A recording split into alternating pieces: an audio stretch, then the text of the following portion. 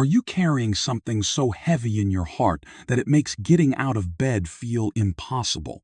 Perhaps it is fear about your finances, a strained relationship, a doctor's report you did not expect, or a silence from heaven that has lasted far too long. I have walked through those dark mornings myself, where the weight on my soul felt unbearable, and I know this God meets us right there, in the middle of the worry, in the silence, in the unknown. Before we rush into prayer, let's pause and listen to His word. Because prayer is not only about speaking, it is also about aligning our hearts with what He has already spoken. The Word of God is not just words on a page. It is life for those who are drowning in anxiety. Philippians 4 verses 6 and 7 say this: "Be anxious for nothing, but in everything, by prayer and supplication with thanksgiving. Let your requests be made known to God, and the peace of God, which surpasses all understanding, will guard your hearts and minds through Christ Jesus." That is not a quiet suggestion for the spiritually mature. That is a command to every believer who feels the world pressing in. I remember standing before thousands and preaching that very passage, not because I had it all figured out, but because I had lived through the storms it was written for. One time in my younger years of ministry, I was traveling for weeks and became so overwhelmed by fatigue, pressure, and spiritual attack that I nearly collapsed behind the pulpit. I felt like my prayers were bouncing off the ceiling and that God had turned His face from me. But that night in my hotel room, I read those verses again, and I felt something I cannot describe with human words, a peace that wrapped itself around my mind and would not let go. I understood then that the peace of God is not the absence of chaos. It is His presence in the middle of it. Many people today try to fix their anxiety by controlling everything: more plan, more effort, more noise. But God says something else. He says, "Come to me, speak to me, bring every worry to me, and do it with a thankful heart. Not because the problem is gone, but because I am with you in it." That is what He says. This is where peace begins, not when the trial ends, but when you surrender it. Prayer is not magic, and peace is not a mood. Both come from relationship. So if you are weighed down today, I want you to stop for a moment. Stop the scrolling. Stop the solving. Just stop and ask yourself, what would it look like if I really trusted God right now? Would I still carry this burden, or would I hand it over to Him? That is the beginning of peace. That is where freedom starts. Let me ask you something deeply personal. What have you been focusing on lately? The weight of what you have lost, or the God who has never left? So many of us wake up each day with a mind already racing, a heart already heavy, and a soul already tired. We say a quick prayer, if any at all, and then spend the rest of the day counting our worries instead of counting the ways God has been faithful. But what if I told you that peace does not come when your situation changes? It comes when your perspective does. You see, Philippians does not only tell us to pray, it tells us to do it with thanksgiving. Why thanksgiving? Because thanksgiving shifts our eyes. It moves us from what is missing to what has always been present.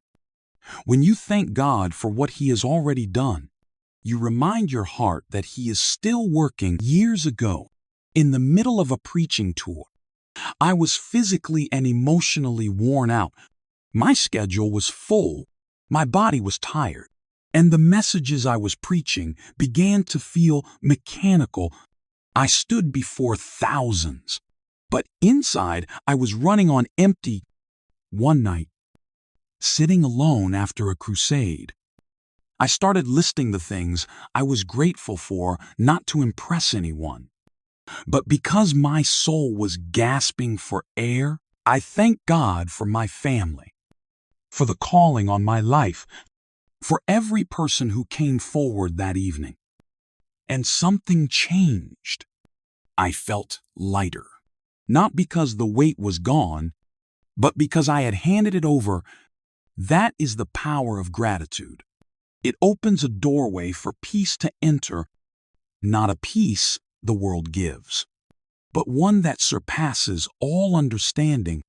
You may be thinking right now, how can I give thanks when my world is falling apart?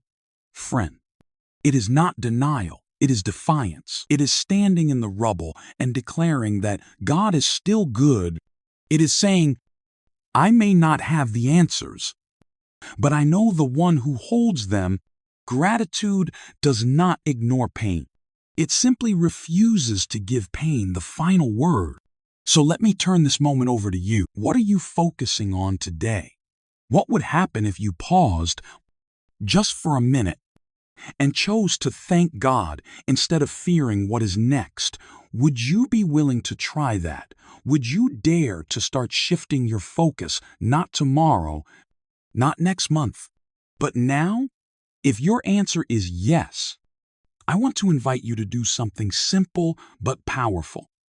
Type "tôi sẵn sàng" in the comments, or just type the number 1. That one small act says more than you think. It tells me that you are not just watching this message, you are in it. You are stepping forward. Even if your knees are shaking, you are saying to yourself and to heaven, I want change. I need peace. I am tired of carrying this alone. And you know what? That is all God needs, your willingness, your yes. So if that is you, let me know. Not because I need numbers, but because I need to know I am not talking to a screen. I need to know that on the other side of this message, there is a person with a soul, with pain, with hope, with hunger. Your presence here is not small. It matters more than you know. Thank you for being here. Thank you for staying. Thank you for choosing to let God speak to your heart today. You know what keeps most people awake at night? It is not just the problem itself, but the endless questions that come with it. Why is this happening to me? How long will it last? What if everything falls apart? These questions echo in the silence and create a storm inside the mind long before anything changes outside. But I want you to hear this with all your heart. The problem is real, yes, but the greater threat is the perspective it gives you, and perspective is something God is ready to shift. Years ago, I sat alone in a quiet cabin up in the hills after a long season of preaching. My body was weak, my spirit exhausted, and my heart full of questions. I had just come from cities filled with crowds, lights, and noise. But now I was in a place where the only voice I could hear was my own fear, whispering doubts into my soul. And then the Spirit led me to a verse I had preached many times, but never needed more than in that moment. Psalm 119, verse 71. It is good for me that I was afflicted, that I might learn your statutes. That verse did not make sense to me at first. Affliction is good, pain is a teacher, struggle is useful. But then I realized some of the deepest things I had ever learned about God did not come from comfort. They came from fire. You see, affliction is not the enemy. It is the mirror. It shows you what you really believe. It shows you whether you are anchored in truth or just coasting on convenience without the hard seasons. We rarely pray with urgency. We rarely listen with hunger. We rarely surrender with humility. Pain has a way of removing the noise and making God's voice unmistakably clear. That is why peace in the middle of affliction is not just possible, it is promised. The peace of God is not tied to circumstances. It is not the reward of a problem-free life. It is the fruit of trust. And that trust is forged in fire, not in comfort. When you trust God, not because you see the way out, but because you know He is good. That is when real peace comes. I want you to think about something. What if the storm you are in is not here to break you, but to build you? What if the question is not why this is happening, but what is God shaping in you through it? That is the shift we need. That is the lens that brings freedom, because when you stop seeing trials as interruptions and start seeing them as invitations, everything changes. You are not just surviving. You are being shaped. You are not just hurting. You are being refined. And that is what Psalm 119 reveals. It is better for me to be afflicted if it means I learn the ways of God, because learning His ways is better than temporary ease, better than instant answers, better than smooth roads. So let me ask you this. What has your pain been producing in you? Bitterness or trust? Distance or dependence? If you are willing to let go of the questions and ask a new one, God will meet you right there. And the question is simple. God, what are you teaching me through this? When you ask that, you open the door to clarity, strength, and peace that goes beyond what this world can explain. That is the kind of peace I want for you. That is the kind of peace I have found, and that is the kind of peace God is offering you right now. Let me tell you something that has carried me through seasons when everything around me looked like it was falling apart. God is not in the business of destroying you. He is in the business of developing you. And sometimes the only classroom where trust can truly be taught is the classroom of trials. Every hardship you face is not a sign of His absence. It is proof of His ongoing work in your life. Think about Joseph, a young man with dreams so big they made his brothers jealous enough to throw him into a pit. He was sold into slavery, falsely accused, and left to rot in a prison cell. From the outside, it looked like his story had ended before it even started. But inside that dark place, God was shaping a leader. God was preparing a man not just to interpret dreams, but to carry the weight of feeding a nation. Joseph had no idea what was coming, but he chose to trust the God who had spoken over his life. That is faith. That is surrender. And then there was Job, a man who lost it all: family, fortune, health, reputation. And yet, through all the ashes and agony, Job refused to curse the name of the Lord. He wept. A question. But he did not walk away. And in the end, he saw a side of God he would never have known otherwise. His story was not just about loss, it was about revelation. And finally, there is Jesus, the very Son of God, the one who knew no sin, yet walked the road of sorrow all the way to the cross. He was betrayed by friends, falsely accused, mocked, beaten, crucified. And for a moment, the world went dark. But what looked like defeat was the doorway to redemption. The cross was not the end. It was the beginning of resurrection. Now, hear me when I say this. If you are in a season that feels like the pit, the prison, or the cross, do not believe for a second that God has left you. He is not punishing you. He is positioning you. He is not silent because He does not care. He is silent because He is building something in you that cannot be built in comfort. Hebrews 13 verse 5 says, "I will never leave you nor forsake you." That is not poetry. That is a promise. It is easy to believe when the road is smooth, but when you are walking through loss or sickness or betrayal, that is where trust becomes real. That is where faith becomes more than words. You see, trust is not believing God when you get what you prayed for. Trust is believing Him when you do not, when nothing makes sense and you still say, I will walk with you.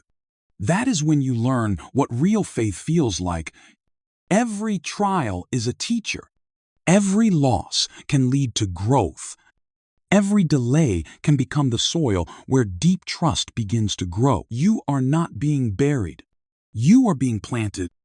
And what grows from this season may be more beautiful, more fruitful, and more powerful than you ever imagined. So do not give up. Do not let the pain lie to you. God is not finished. He is just getting started. There were seasons in my life when I felt completely poured out, like I had nothing left to offer. Like I was simply moving from place to place with a tired body and a quiet heart. People would see the crowds, the light, the sermons, but inside I was wrestling with a deep question, Lord. Am I still useful to you? And in those quiet moments, God did not answer with applause or sign. He answered with truth. 2 Timothy 2 verse 21 came alive in my spirit. If a man cleanses himself from what is dishonorable, he will be a vessel for honorable use, set apart as holy, useful to the master, prepared for every good work. It was not about being strong or clever or loud. It was about being available.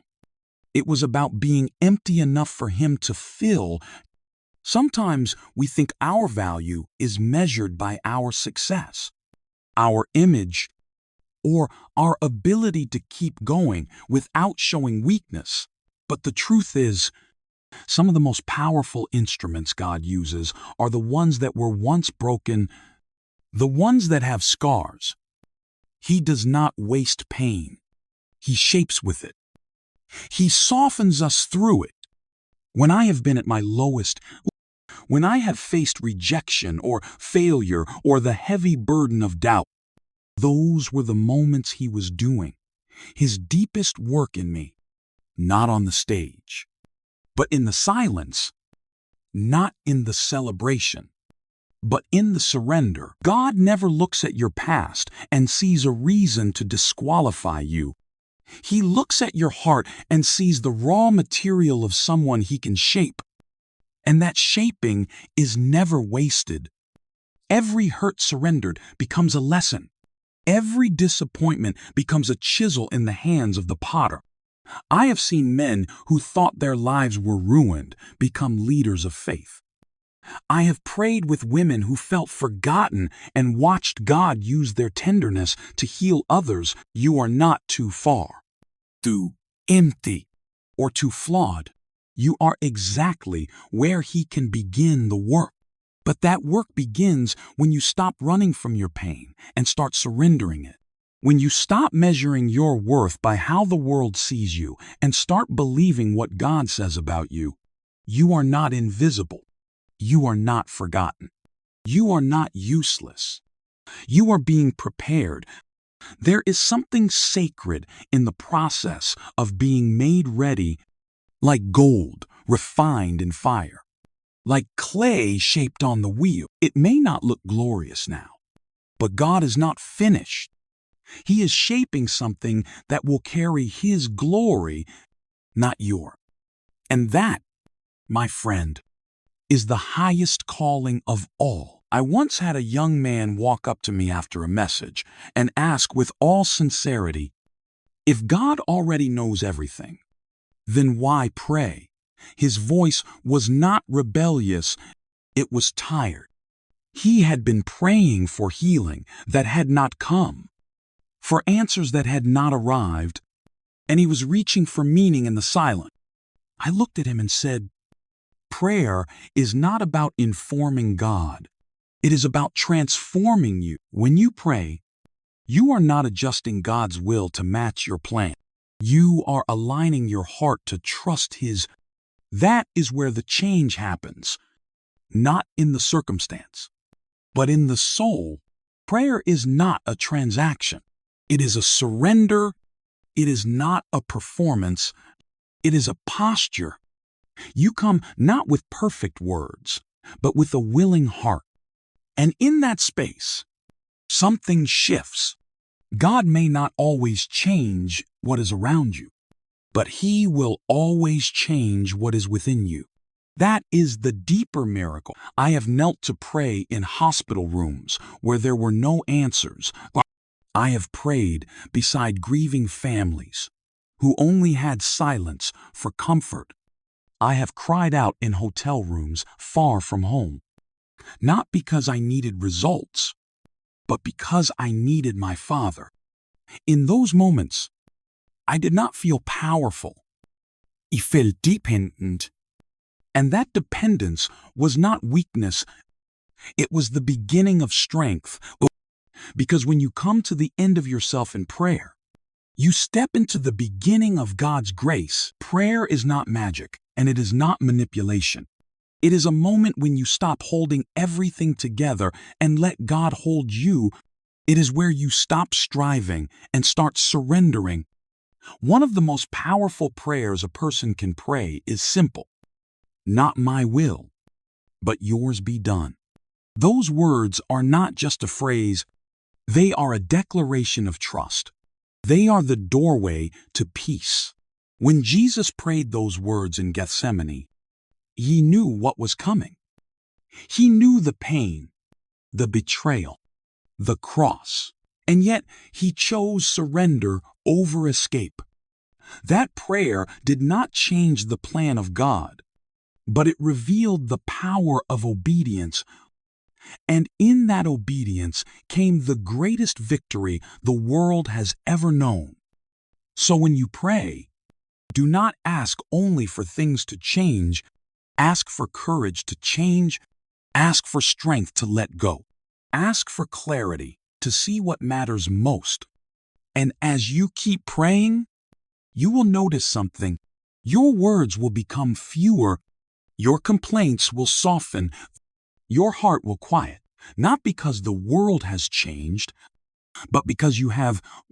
The burden will not disappear, but it will feel lighter. The pain may remain, but it will lose its power to define you. And in the stillness of that surrendered place, you will begin to hear what you could not hear before. You will sense the presence of God not as a distant force, but as a near and tender Father. That is what prayer does. It reintroduces you to the one who never left. And in that relationship, you find more than answers. You find transformation. You walk in broken and rise in peace. You kneel in confusion and rise in confidence. That is the miracle of prayer. Not that it moves God closer to you, but that it moves you closer to Him. There is a moment in the life of every believer when prayer stops sounding like a list and starts becoming a conversation, when it shifts from asking for more to offering all. I have walked that road. I have stood at the edge of what I thought I needed and heard the Spirit whisper something deeper. Give me your heart, not your demand, not your carefully chosen words, just your heart. That is when prayer becomes worship. That is when you stop saying, Lord, give me, and begin to ask, Lord, use me. There is a holy shift that happens in the soul of a person who surrenders. You start seeing your life not as something to be protected, but something to be poured out. You begin to see your time and your energy and your resources as tools in the hand of a faithful God. That is not natural. That is supernatural. The world teaches us to hold tightly to what we have, But the Spirit of God teaches us to hold loosely so that He can multiply it. There was a season in my ministry when I stopped praying for platforms and started praying for purity. I did not want to be impressive. I wanted to be faithful. I did not ask for a louder voice. I asked for a clearer heart. And in that place of stillness, God began to show me that obedience matters more than outcome. That transformation is often quieter than applause. And that the power of a surrendered life is greater than any public victory. It is easy to pray when we need something. It is harder to pray when God asks for everything. But when you step into that kind of surrender, your entire life changes. You stop looking at blessing as what you receive and begin to see blessing in how you give. You realize that peace does not come from getting what you want. It comes from wanting what God wants. And there is a joy in that, a freedom, a deep sense of purpose that cannot be shaken by circumstances. I have seen this in the lives of simple people who never stood on a stage but lived with holy conviction. Men and women who gave generously, loved deeply, served quietly, and walked humbly with their God. Their prayers were not fancy, but they were full of fire because they were prayed from a place of surrender. That kind of life is not reserved for the few. It is offered to all, but it begins with one decision. Lord, not my will, but yours be done. When you say that and mean it, everything changes, not all at once, but deeply, lastingly, eternally. Your life becomes a reflection of grace. Your voice becomes a witness of hope, and your heart becomes a vessel for the purposes of heaven. Your story matters. Not because it is perfect, but because it is real. The world does not need more flawless images. It needs people whose lives reflect the grace of God in the middle of brokenness.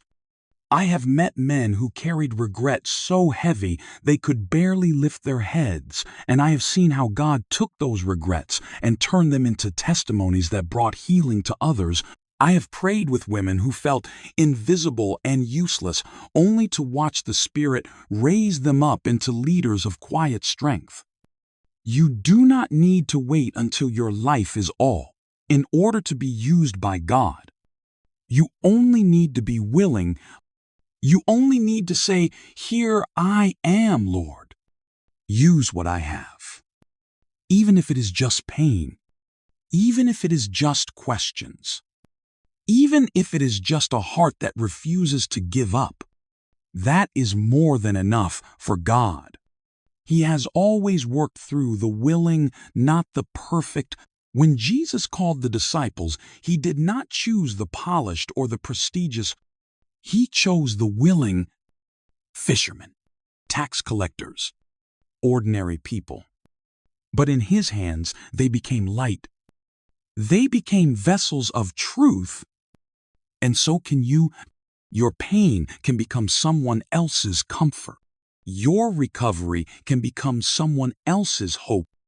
Your surrender can spark a flame in someone who has been walking in darkness for too long. That is the beauty of the gospel. It does not end with you. It flows through you. So do not hide your story. Do not silence the journey you have walked. Every scar has meaning. Every failure redeemed by grace carries weight. Every prayer whispered through tears carries power. The enemy wants you to believe that your life is too messy to be a witness. But the cross speaks louder. The cross says that your weakness is the very stage where God's strength is revealed. You are a living testimony. And someone out there is waiting to hear it, waiting to know that if God could carry you, He can carry them. Waiting to see that faith is not a mask we wear, but a light we live by. I said it before and I believe it now. Your life may be the only Bible some people ever read. Let it be one that points to Jesus. Let it be one that shines. Not because it is free from struggle, but because it is full of redemption. If you have breath in your lungs and a beating heart, then your story is not over. God is still writing, still shaping, still sending you into the world as a witness of His love. So do not hold back. As we move forward in the videos ahead, we will talk more about what it means to live with purpose, to walk with courage, to fight with hope, and to shine in the dark. But today, this is the first step. Say yes to the call. Let your life shine. Someone is watching, and heaven is ready to use you.